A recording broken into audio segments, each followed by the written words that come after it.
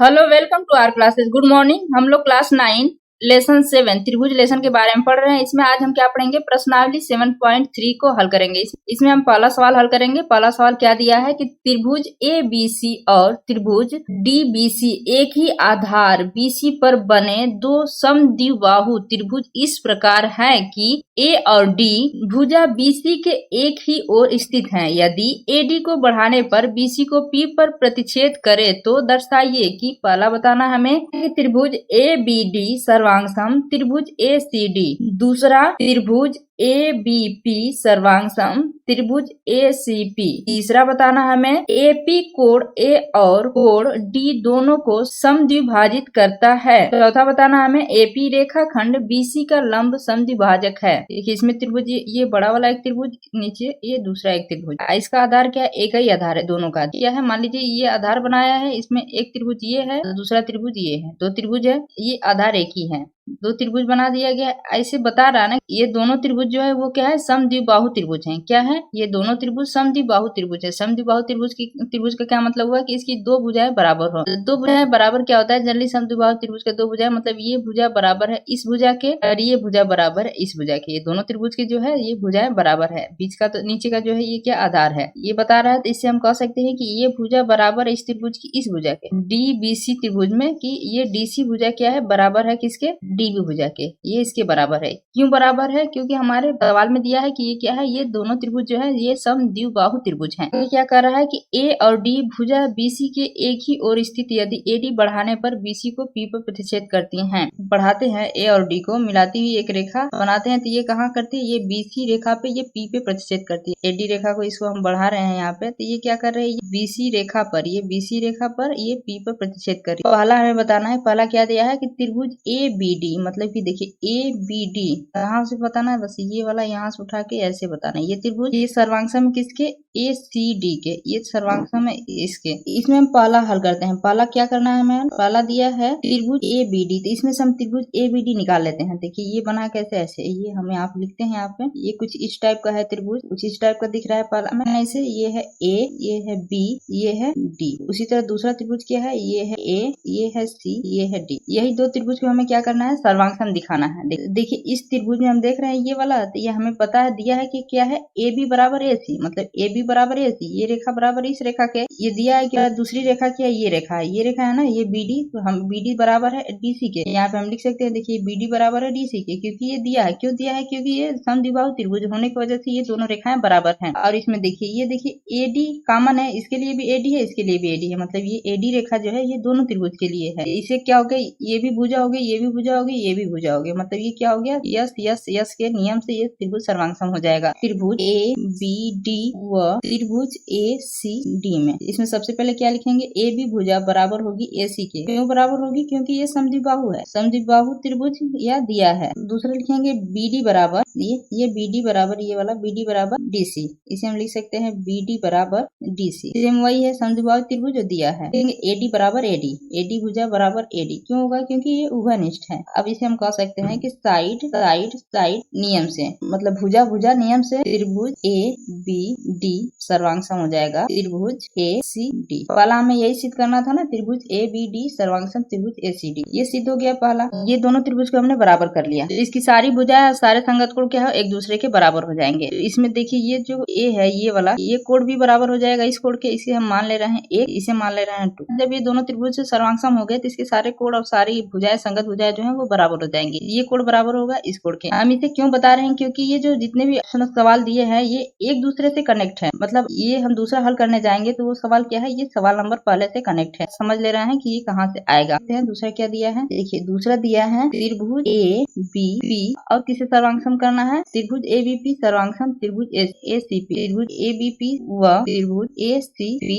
में। अब देखते हैं कि ABP और ACP कहाँ है। ABP मतलब यहाँ से यहाँ तक ये बड़ा वाला त्रिभुज, तो इसे हम बना ले रहे हैं। देखिए ये ऐसे त्रिभुज है ना, ये बड़ा वाला, ये क्या है आपका A, ये है बी, ये है पी। उसी तरह दूसरा त्रिभुज है क्या है, ए सी पी, मतलब ए सी पी, ये बड़ा वाला। फिर यहाँ से हम इसको बना ले रहे हैं, ऐसे ही ये त्रिभुज, इसको कर ले रहे हैं ए, ये है सी, ये है पी। अब हमें क्या करना है, इसे सर्वांगसम दिखाना है। ये कोण ए है ना, इसे हमने चेक किया तो ये लिखा ये कोण एक, ये लिखा कोण टू, कोण एक बराबर कोण टू। अभी हमने इस त्रिभुज को सिद्ध किया तो ये कोण बराबर हो गया। आप यहाँ पे पहले लिख सकते हैं कि कोण एक बराबर कोण टू किससे आया, ये सीपी से, मतलब सर्वांगसम त्रिभुज के संगत भुजाएं बराबर होती हैं, तो इसे हम लिख सकते हैं यहाँ पे। अब हम इस त्रिभुज के बारे में हम देखते हैं। इस त्रिभुज में देख रहे हैं तो इसमें क्या दिया है, पहले देखते हैं कि देखिए ए बी भुजा बराबर होगी एसी के, ये ए बी भुजा बराबर है एसी के। ये दिया है किस लिए, कि समद्विबाहु त्रिभुज है, तो यहाँ पे हम लिख सकते हैं कि ए बी बराबर होगी एसी से। क्या है, ये दिया है या समद्विबाहु है, लिख सकते हैं दिया है। एपी भुजा जो है ये दोनों में कॉमन है, देख रहे हैं ये भी एपी है, ये भी एपी है, तो यहाँ पे हम लिख सकते हैं कि एपी बराबर एपी। क्यों है, क्योंकि ये उभयनिष्ठ है। दो भुजाएं तो हमें मिल गई, ये हमने पहले निकाल रखा था कि दो त्रिभुज हमने सिद्ध किया, ये दोनों त्रिभुज को हमने सर्वांगसम किया, तो उसमें कोण एक बराबर कोण टू, ये दोनों कोण पहले से ही बराबर है। इसे हम कह सकते हैं कि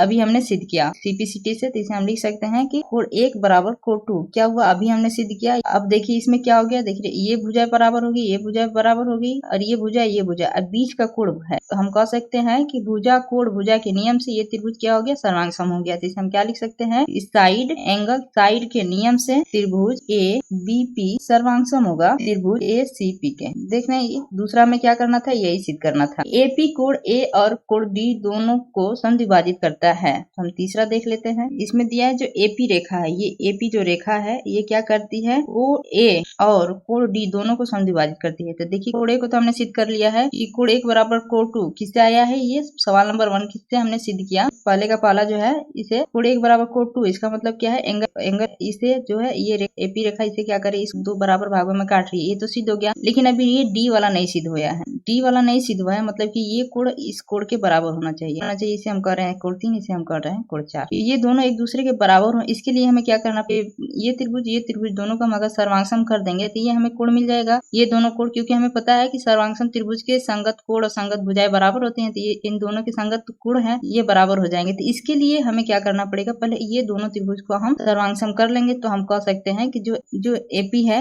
ये जो एपी रेखा है भुजा है, एपी भुजा, वो क्या करेगी, ये कोण डी को भी समद्विभाजित करेगी दो बराबर भागों में। तो सबसे पहले हम क्या करेंगे, ये दोनों त्रिभुज को हम सर्वांगसम कर लेंगे। तो दोनों त्रिभुज कौन है, दोनों त्रिभुज हम सबसे पहले यहाँ पे लेते हैं। देखिए त्रिभुज बना लेते हैं, ये त्रिभुज बना लिया एक, ये त्रिभुज बना लिया दो, ऐसी त्रिभुज है। ये क्या हमारी, ये है डी, ये है पी, ये भी क्या है डी, ये है पी, ये है सी, ये है बी। देखिए ये रेखा ये भुजा बराबर इस भुजा के, ये पहले हमें पता है क्योंकि ये क्या है, समद्विबाहु त्रिभुज की वजह से ये दोनों रेखाएं बराबर हुई हैं, तो ये बीडी बराबर डी हो जाएगा, क्योंकि ये दिया है। देख रहे हैं ये डीपी दोनों में कॉमन है, ये दोनों एक ही रेखा है दोनों त्रिभुज के लिए, इसलिए क्या है, ये कॉमन है, इसलिए ये उभयनिष्ठ होने की वजह से ये भी। तो दो भुजाएं हमें मिल गई। अगर एक भुजा कॉमन हो जाए, जैसे कोई एक भुजा मिल जाए, तो हम क्या कर सकते हैं कि ये त्रिभुज सर्वांगसम होगा। अभी हमने ये हल किया ना, त्रिभुज ए बी पी त्रिभुज ए सी पी, तो देखिए हम ये जब हमने ये हल किया, ये दोनों त्रिभुज आप देख रहे हैं, ये दोनों त्रिभुज में ये भुजाएं बराबर होंगी इस भुजा के। कैसे बराबर होगी, सीपीसीटी से, क्योंकि हमें पता है सर्वांगसम त्रिभुज के संगत भाग बराबर होते हैं। तो हम यहाँ से लिख सकते हैं इस त्रिभुज में यहाँ पे कि बीपी भुजा बराबर होगी किसके, सीपी भुजा के। हम बता रहे हैं ना कि सारे सवाल एक दूसरे से कनेक्ट है, इसलिए इसका यूज इसमें भी होगा। तो यहाँ से हम लिख सकते हैं कि क्या है कि हमने त्रिभुज एबीपी सर्वांगसम त्रिभुज एसीबी सिद्ध किया, उसमें हमने पाया कि बीपी बराबर सीपी। ये किससे आया, ये सीपीसीटी से। हमें पता है सर्वांगसम त्रिभुज के संगत भाग बराबर होते हैं, तो यहाँ से हम लिख सकते हैं। तो देखिए ये अब ये वाली भुजा भी क्या है, ये है बीपी, ये है क्या है सीपी, तो इसे भी हम कह सकते हैं ये बराबर है। तो देख रहे हैं तीनों भुजाएं क्या हो गई, बराबर हो गई। यहाँ से ये त्रिभुज सर्वांगसम हो गया। इस त्रिभुज को हम लिखते हैं त्रिभुज बी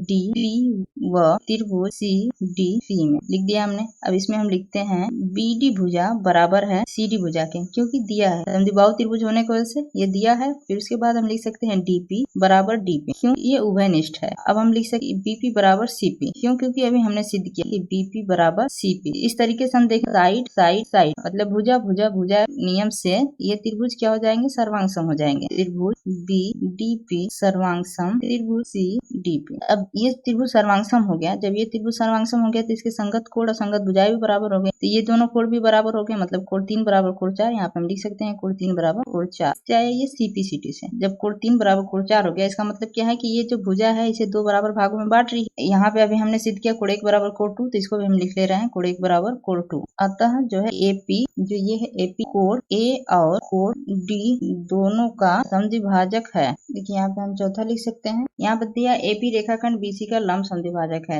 इसे जो एपी रेखाखंड है ये बीसी का जो है लंब समद्विभाजक है। इसका मतलब क्या है कि ये कोड क्या हो जाना चाहिए, 90 डिग्री का हो जाना चाहिए। लंब का मतलब यह क्या है, किसी रेखा पे हम लंब डालते हैं तो उस पर बनने वाला कोड क्या होता है, वो 90 डिग्री का होता है। तो ये क्या हो जाना चाहिए, 90 डिग्री का कोड होना चाहिए। इसे हम मान ले रहे हैं कोड 5, इसे हम मान ले रहे हैं कोड 6। अभी हमने ये त्रिभुज सिद्ध किया, यही त्रिभुज डीबीपी सर्वांगसम त्रिभुज डीबीसी। तो जब ये दोनों त्रिभुज सर्वांगसम हो गए तो इसकी सारी संगत भुजा असंगत कोण बराबर हो गए। इस कोण से हम यहाँ पे लिख सकते हैं कि अभी हमने त्रिभुज सिद्ध किया कि त्रिभुज बीडीपी सर्वांगसम त्रिभुज सीडीपी से कोण 5 बराबर कोण 6 हो जाएगा ना। ये कोण बराबर हो जाएगा ये कोण से। तो देखिए ये हमारे पास ये है, ये सब त्रिभुज है हमारे पास, ये त्रिभुज है ना, ये कोण बताया रहा है हमने, ये कोण 5 ये कोण 6। देख रहे हैं कोई ये रेखा है, इस रेखा पे क्या हो रहा है, ऐसे कोण बन रहा है। रैखिक विधि से हम क्या कर सकते हैं, ये दोनों कोणों का योग क्या हो जाएगा, 180 डिग्री हो जाएगा। एक ही रेखा पे बने कोणों का योग क्या होता है, 180 डिग्री होता है। तो ये दोनों कोणों का योग क्या हो जाएगा, 180 डिग्री। तो ये क्या है, ये कोण 5 है, ये कोण 6 है। कोण 5 प्लस कोण 6 बराबर कितना आ जाएगा, 180 डिग्री। कैसे आया, रैखिक विधि से हम लिख सकते हैं।